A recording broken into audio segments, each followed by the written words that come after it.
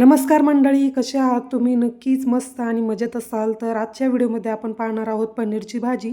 तर पनीर आपण कालच बनवलं होतं. कालच्या व्लॉगमध्ये तुम्ही सर्वांनी पाहिलं असेल की घरगुती दुधाचा वापर करून मी पनीर कसं बनवलं होतं आणि ते आता कसं बनलेलं आहे ते सुद्धा मी पुढे तुम्हाला व्हिडिओमध्ये दाखवते.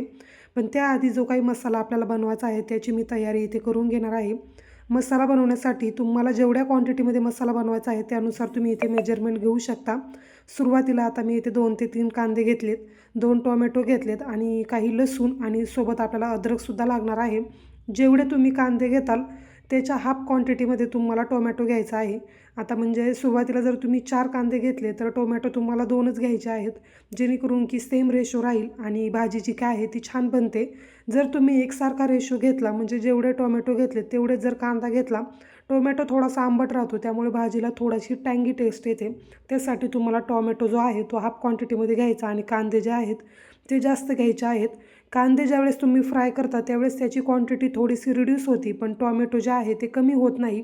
त्यामुळे कांदे आपल्याला थोडेसे जास्त आणि टोमॅटो कमी, तर असं घ्यायचं आहे. हे गणित तुम्हाला लक्षात आलं असेल होप सो. तर चला आता आपण मसाल्याची तयारी करून घेऊयात. पनीरसुद्धा मी नंतर फ्रीजरमधून काढून ठेवणार आहे, कारण की अर्धा तासच मी त्याला सेट होण्यासाठी ठेवलेला आहे. त्यानंतर आपण काढून घ्यायचं आहे. ज्यावेळेस तुम्ही घरी पनीर बनवता त्यावेळेस ते एकदम सॉफ्ट बनतं आणि त्यानंतर ज्यावेळेस आपण फ्राय करतो त्याला पाण्यामध्ये ठेवण्याची गरज पडत नाही. पण जेव्हा आपण ते पनीर स्टोअरमधून विकत आणतो आणि त्याला भाजी बनवायच्या वेळेस फ्राय करतो त्याला पाण्यामध्ये थोड्या वेळ ठेवायची गरज पडते, कारण की ते एकदम हार्ड असतं. तर हा फरक असतो ज्यावेळेस तुम्ही मार्केटमधून पनीर आणता आणि घरगुती बनवता. तर ज्या काही टिप्स आणि ट्रिक्स आहेत ते पुढे व्हिडिओमध्ये मी तुम्हाला सांगतेच. तर चला व्हिडिओला केलेली आहे सुरुवात. नक्की व्हिडिओ शेवटपर्यंत कंटिन्यू करा आणि जर व्हिडिओ आवडला तर व्हिडिओला लाईक आणि चॅनलला सबस्क्राईब करायला अजिबात विसरू नका. आता जी काही कटिंग चॉपिंग मला करून घ्यायची आहे ते मी सुरुवातीला करते. तुम्ही मोठी करा छोटी करा काही फरक पडत नाही, कारण की याला आपल्याला शॉर्टली फ्रायच करून घ्यायचं आहे. त्यामुळे कमी जास्त जर तुमच्याकडून कट झालं तरी काही फरक पडत नाही. कांदा आणि टोमॅटो सोबतच मी इथे काही लसणाच्या पाकळ्या घेणार आहे. लसूणसुद्धा तुम्हाला थोडासा जास्त क्वांटिटीमध्ये वापरायचा आहे. त्यानंतर 1 इंच मी अद्रकचा तुकडा घेणार आहे. आता काही जण काय करतात ना, पनीरची भाजी बनवताना काजूचे तुकडे टाकतात. पण काजूमुळे काय होतं ना, जो काही ग्रेव्हीला आपल्या कट येतो म्हणजे थोडक्यात तरी म्हणू शकता, किंवा वरती जो एकदम लाल तवंग येतो तो येत नाही ज्यावेळेस तुम्ही काजू ॲड करता त्यावेळेस. ज्यावेळेस तुम्हाला काजूच्या रिलेटेड पनीरची कोणती रेसिपी बनवायची असते त्यावेळेसच तुम्ही काजू ॲड करा, किंवा काजू जर ॲड करायचे असतील किंवा भाजी तुम्हाला एकदम घट्ट अशी पाहिजे असेल त्यावेळेसच काजू ॲड करा. नाहीतर जो काही भाजीला तवंग येतो तो थोडासा येत नाही. हे माझं पर्सनल ऑब्झर्वेशन आहे त्यामुळे मी सांगते.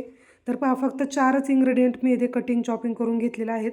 आता आपण यांना सर्वांना फ्राय करून घेणार आहोत. फक्त अद्रकचा जो काही तुकडा आहे तो आपल्याला फ्राय करायचा नाही.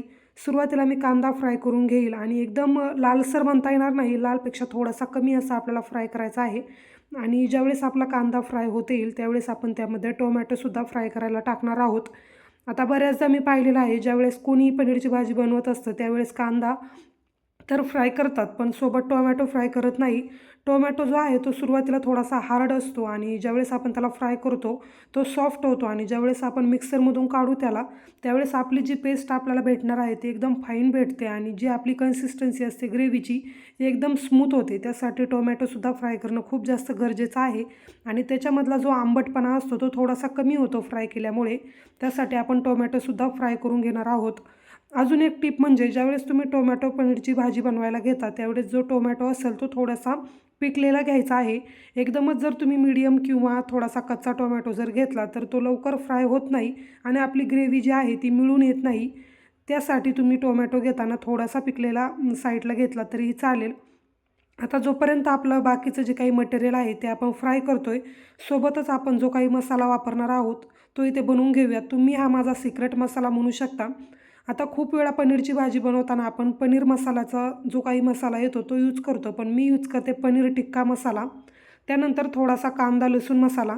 कांदा लसूण मसाला मस्ट आहे. कांदा लसूण मसाल्याने खूप जास्त छान चव येते आणि कटसुद्धा चांगला येतो भाजीला. त्यासाठी कांदा लसूण मसाला थोडासा जास्त प्रमाणात घ्यायचा आहे.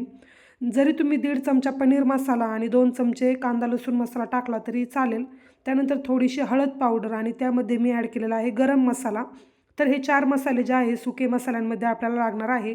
आता हा जो मसाला आहे तो आपल्याला तसाच त्यामध्ये ॲड करायचा नाही आहे. कशाप्रकारे ॲड करायचं हे सुद्धा मी तुम्हाला सांगते.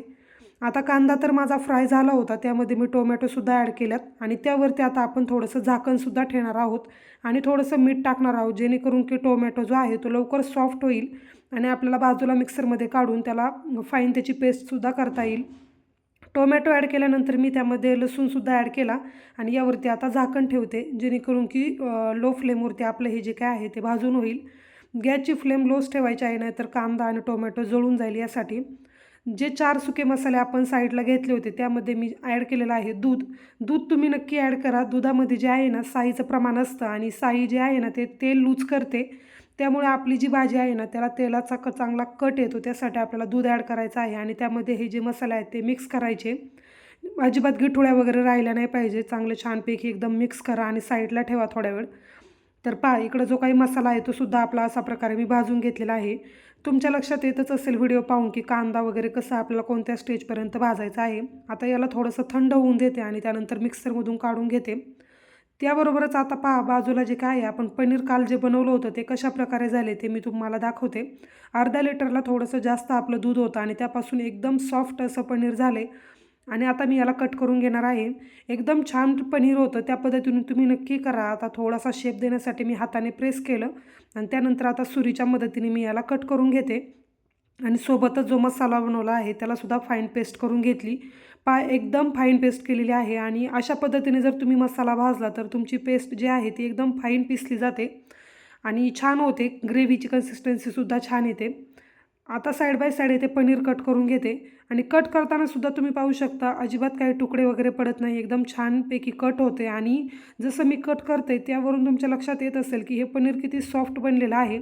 फक्त अर्धा तास झालेला आहे जेव्हा मी हे पनीर बनवून फ्रीजरमध्ये ठेवलं होतं आणि त्यानंतर आता साईडला काढून घेतलं तर लगेचच कट करायला सुद्धा घेतलं. अजिबात त्याचे क्रम्प वगैरे बाहेर पडत नाही आहे. एकदम छान पनीर झालं होतं. या पद्धतीने तुम्ही नक्की ट्राय करा. अगदी 5 ते 10 मिनिटाची रेसिपी आहे आणि घरगुती पनीर बनतं. कोणतेही अर्जंट तुमच्याकडे पाहुणे वगैरे जरी आलं तरी तुम्हाला हे खूप फायद्याचं ठरेल.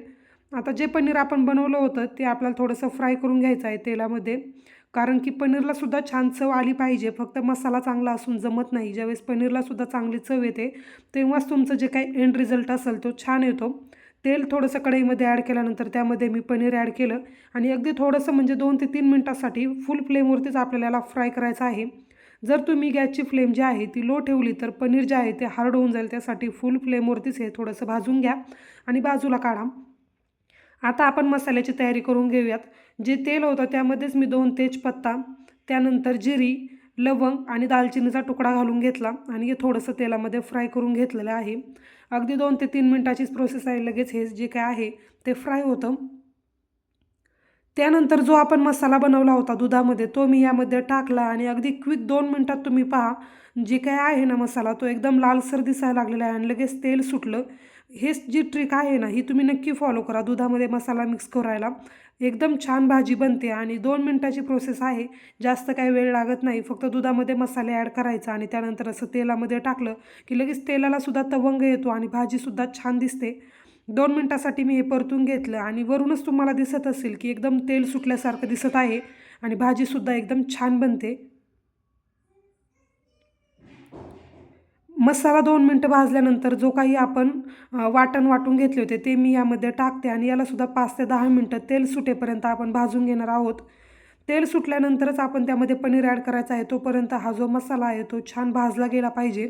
ज्यावेळेस कोणतीही भाजी तुम्ही बनवता आणि त्याचा मसाला छान भाजता त्यावेळेस तुमचं एंड रिझल्ट जो आहे तो छान येतो आणि भाजीला तवंगसुद्धा चांगला येतो आणि तेलसुद्धा सुटतं.